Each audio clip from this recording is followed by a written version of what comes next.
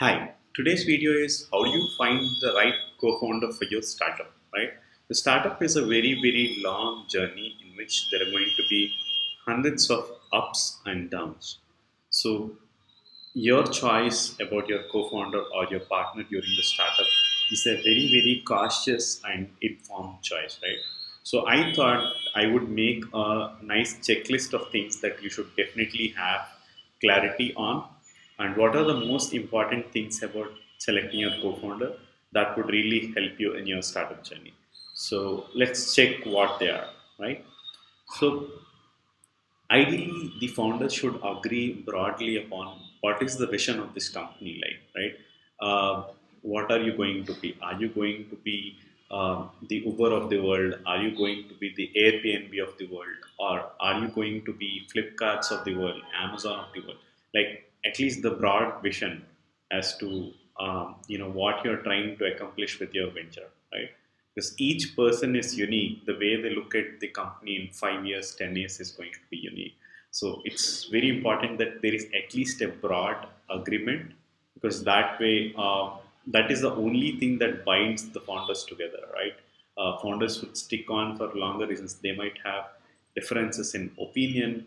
They might be coming from various upbringings, various backgrounds, all kinds of diverse things. But at least the vision is something that should that they should agree on, right?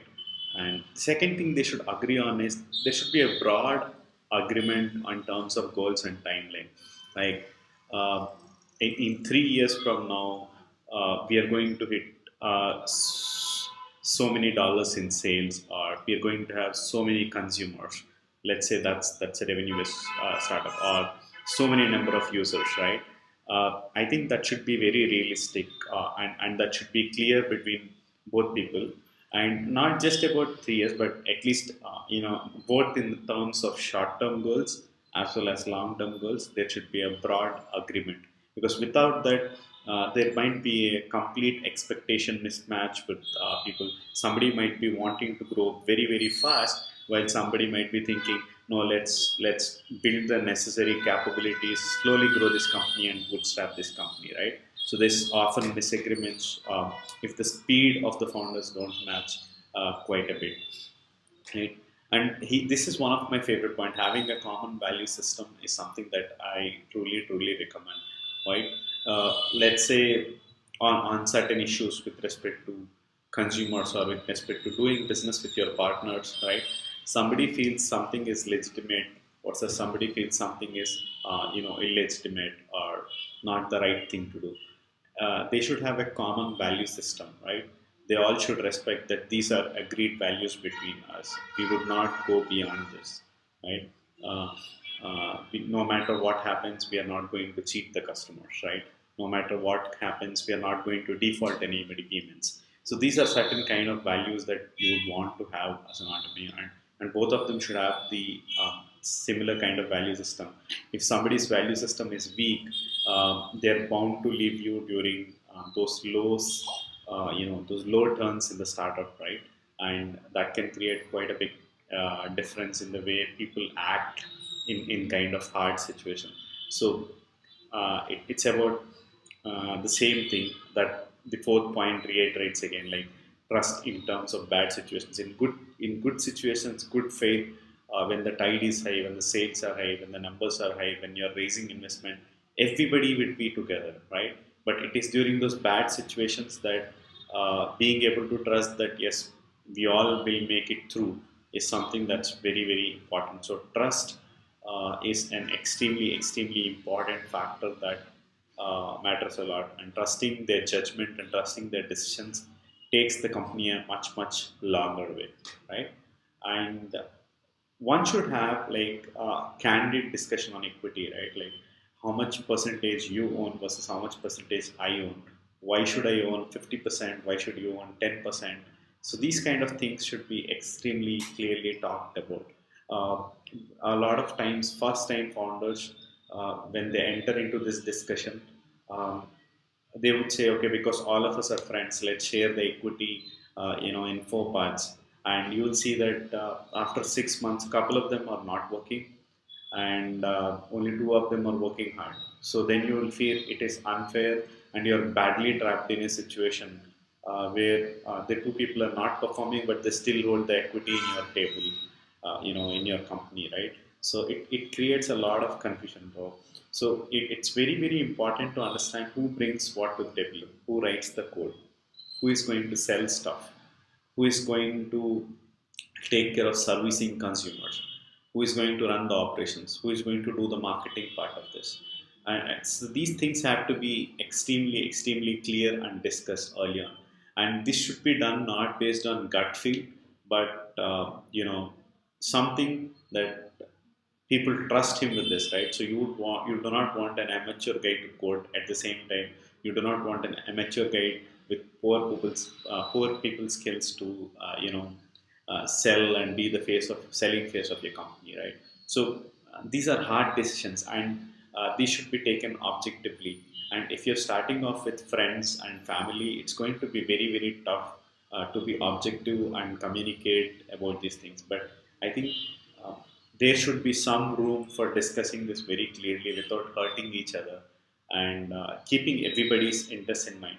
And the fact that these are discussed candidly means that uh, it would you know it would keep everybody's mind at peace, right? Having sort of you know uh, confusion on this particular aspect will create problems, because the people who are working hard will think I'm not being incentivized enough, and they will lose the motivation, and eventually the company dies down, right? So both are kind of interrelated, right? Having equity is very much related to what kind of work people are doing. So typically, the higher value tasks are people who are able to raise money for the company or bring capital into the company. People who are going to sell the product. People who are going to write the code or intellectual property. I think these are the important functions, right? And there are auxiliary functions or subsidized, support functions that also need to be run very brilliantly, but then those would be rewarded less with equity. So it's kind of you could use a way to arrive at the uh, right equity share by giving weightage to what is important for making your company very, very successful. And these days founders agreements are taking place. Like, it's very, very important that founders have a written set of agreement as to why they have started in the first place, what happens when one of them leaves or a couple of them want to leave. There are multiple founder cases, how the equity is to be vested among people. So instead of having 100% of the equity between two founders on day zero, these days there is something called as vesting, right? So over the next 3 years, both these founders will be vested shares, right?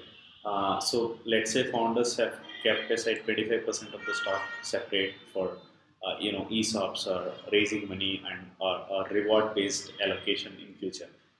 This rest 75%, let us say out of this 50% is there, and there are three founders who are getting this stock vested. So on day zero, all of them will have zero stock. And let's say they decide that over the next 3 years, each one of them is going to get some percentage of stock allocated, right?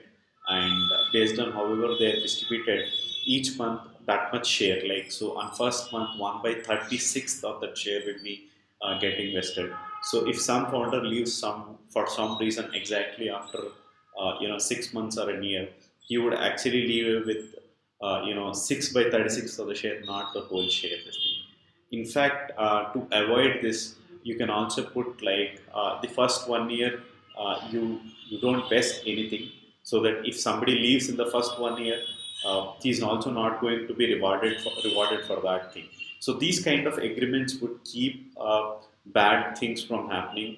Make sure you're having something like this in place if you're starting with strangers, or even if you have known people. It's always good that you have these agreements in place, because as we are human beings, we constantly evolve, and maybe our incentives will change, our mindset will change, our motivations would change. But an agreement is an agreement. Everybody has to honor that, right? Not having this, not having candid discussions on this might lead to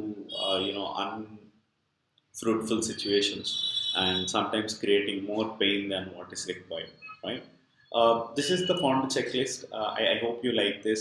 I have two, three more tips that you might want to follow. Like finding a co-founder is like dating and finding whom you want to marry in life. So take it slow. That's my advice for most people. Take it extremely slow. At least 6 months is what I would say before you go ahead and start a company. I would not recommend that you bump into in a Facebook group or you bump inside an event and the same day night you are telling together we are starting a company and registering it and going ahead with this thing. Like date them, know them well, how they react to circumstances, how they are when they are outside, how they behave with other people. Because once your company starts growing, these kind of things start to matter a lot, right? And if you think that you have not partnered with the right people after all, and you realize that very late, it is very bad, and there is no going back. Also, trying to find a better, co-founder for yourself. Until then, run it solo. But till then, wait and get your ideal co-founder, right? I hope these tips help you in getting your co-founder right. Please subscribe to my channel.